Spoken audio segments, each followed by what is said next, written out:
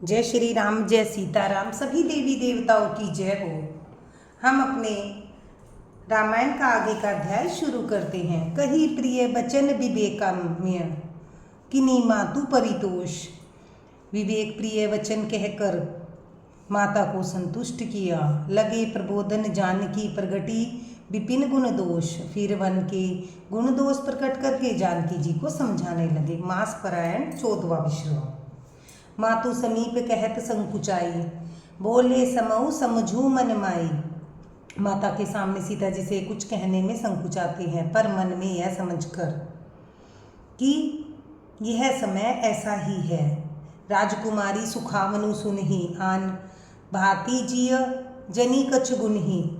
वे बोले, हे राजकुमारी मेरी सिखावन सुनो, मन में कुछ दूसरी तरह न समझ लेना।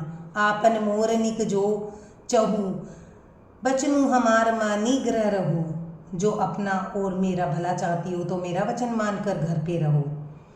आयुषु मोर सासू सेवकाई, सब विधि भामिनी भवन भलाई। मेरी आज्ञा का पालन करो, हे भामिनी मेरी आज्ञा का पालन करो। सास की सेवा बन पड़ेगी, घर में रहने से सभी प्रकार से भलाई है। एही ते अधिक धर्मो नहीं दूजा, सादर सासुर ससुर पद पूजा। आदर पूर्वक सास ससुर के चरण की पूजा, सेवा करने से बढ़कर दूसरा कोई धर्म नहीं है। जब तक मात करी सुधि मोरी, होई प्रेम विकल मति भोरी। जब जब माता मुझे याद करेगी और प्रेम से व्याकुल होने के कारण उसकी बुद्धि भोली हो जाएगी, वे अपने आप को भूल जाएंगी।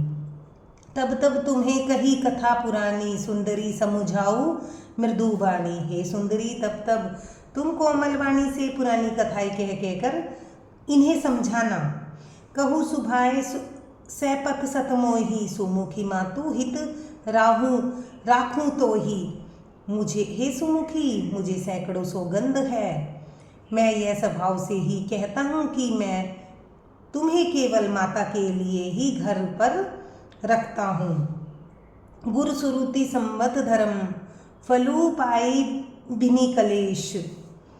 मेरी आज्ञा मानकर घर में कलेश रहने से गुरु और वेद के द्वारा सम्मत धर्म के आचरण का फल तुम्हें बिना ही कलेश के मिल जाता है। हट बस सब संकट सहे, गालव नहुस नरेश।